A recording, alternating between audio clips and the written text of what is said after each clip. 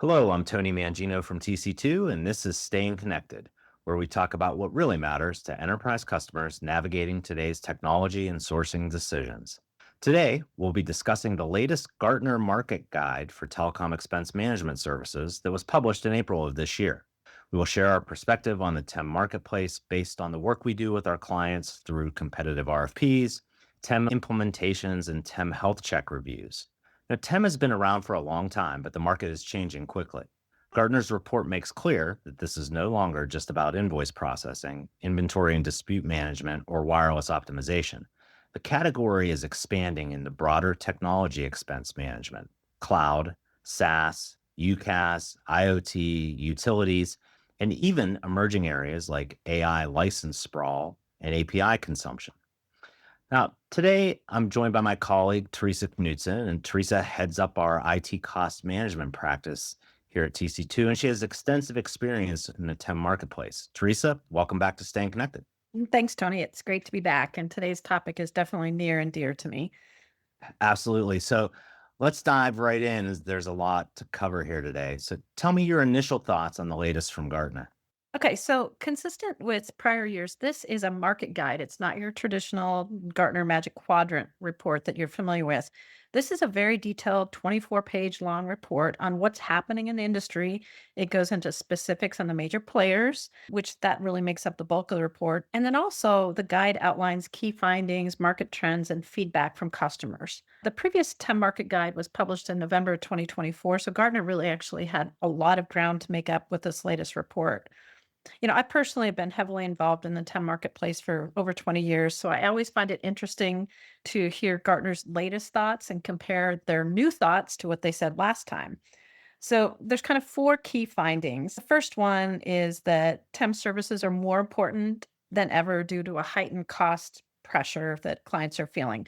This is absolutely the same finding that they had in 2024. The second finding, and it's a theme that has carried over for many, many years, that customers of TEM services are generally dissatisfied with their current TEM environment. We'll go into that a little bit later. The third is that base TEM costs are decreasing.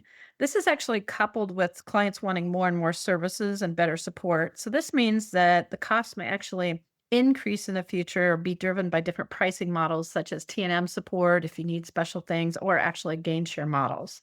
And the fourth finding, which is a new one for this report, is that sourcing, procurement, vendor management leaders really want integration of TEM services to the broader IT cloud management strategies and the platforms. So things like not only tied into your AP or ERP system and HR, but ServiceNow, your ITSM, CMDB. And this expanding coverage really needs to cover cloud, SaaS, UCaaS, IoT, utilities, and all the things that you mentioned at the onset. Okay, Theresa, the newest theme in the report is this move from telecom expense management to something that's closer to total technology expense management. TEM providers are being asked to manage not only fixed and mobile telecom spend, but as we said, cloud, SaaS, UCaaS, IoT, market data, utility inputs, and other recurring technology spend. It's really true. And while the base scope of TEM services really hasn't changed, meaning invoice processing, inventory management, dispute and contract management, coupled with provisioning, support, and reporting, that's the same. But clients want all of these services for other spend categories, and they definitely need the base services to be provided. They want their invoices received and paid on a timely basis. They want an accurate inventory. They want errors identified and resolved. They want provisioning support well managed and meaningful reporting that aligns with all of the enterprise systems. And so again, what's changing is that the enterprise want all of these services, but for more categories of technology spend. And I always find it interesting when you read a new Gartner report. This year, they actually included a 2-page glossary at the end with all of their new industry acronyms. We'll get into the list of key suppliers in the TEM space in a few minutes, but let's talk about where these TEM providers are investing their money. I read through the Gartner report myself and noticed that the providers are investing heavily in AI and machine learning and RPA, which is robotic process automation, in order to automate those repetitive tasks such as invoice receipt and reconciliation, and to provider NLQ, which is natural language query and virtual assistants in their platforms. They really are moving towards a zero touch environment, and I can see now why Gartner had to add that glossary. Automation is definitely their investment focus, which is really driven largely by the declining price pressure. But here's the big caveat. I host a group called TEM Talk. This is a group of 50 large enterprises. We meet monthly to discuss what's happening in the TEM marketplace. We talk about best practices and share lessons learned. Last week, we discussed the latest Gartner report with this group in great detail. And the members' key complaints about TEMS are around lack of account team support, i.e., people, reporting, and the big one is missed cost savings opportunities. These are all areas where AI can enhance, but not necessarily replace people. I mean, TEM customers want human support. And a key failure risk for all of the TEMs is reducing their staffing before the AI and automation solutions are really ready to fill that gap. Teresa, let's get to the heart of the report, Gartner's evaluation of the key suppliers in the space. Gartner discusses active vendor consolidation and M&A in the TEM marketplace, including providers being acquired or joining broader groups.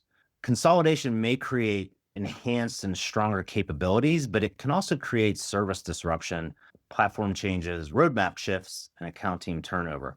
What's changed in the vendor mix since their last report in 2024? Well, most notably relates to AssignNet. They purchased CAS's TEM services in 2025, and Brightfin is now merging with Proven Optics and Telenium, which is under the NetSpark family of TEM companies. So this means that for large enterprises, there's fewer choices. The choices are narrowing a bit. But it also means that if you're currently a client of one of those suppliers that's gone through some M&A activity, that you're likely facing some platform changes or support changes. I mean, in essence, Gartner covers 15 different TEM providers. They include like a 2 to 3 page summary of what the background is of the company and their strengths. But we typically see large enterprises most often engaged with Claro, Seacon, Tango, and AssignNet. In my opinion, all of these providers have excellent platforms. So what really differentiates them? It really comes down to a few things. It's how accurate is the data and the inventory? How good is the reporting? What's the quality of the count teams and how knowledgeable are the auditors that are behind the scenes so that cost savings aren't missed? This knowledge of the auditors is an area that TEMS hope to replace with AI. And you heard at the beginning of this that most companies are not particularly happy with their TEM services. So it really begs the question, why? So I often work with clients in helping them improve their relationship with the TEM provider. There are a lot of issues that can arise in these relationships, as you can imagine, but the most common is a lack of governance by customers and providers, and it really goes both ways. Customers need to make sure they give the right data to the TEM provider on a regular basis, things like contracts, amendments, quotes, site lists.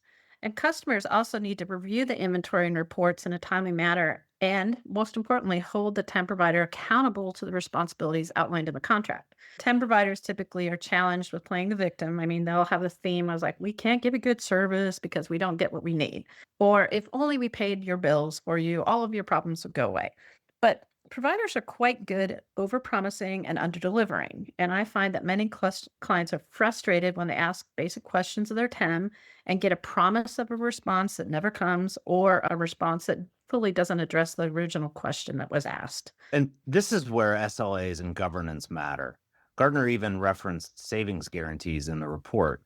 We've been a big proponent of this in our TEM procurements. Absolutely. SLAs need to be tied to meaningful business outcomes, not just a process activity, meaning it's not enough to measure whether invoices are loaded, but customers should measure invoice accuracy, dispute cycle time, credit recovery, the accuracy of their inventory, order cycle times if they're supporting provisioning, and savings implementations, reporting timeliness, responsiveness. Basically, anything that's important to you should have an SLA tied to it.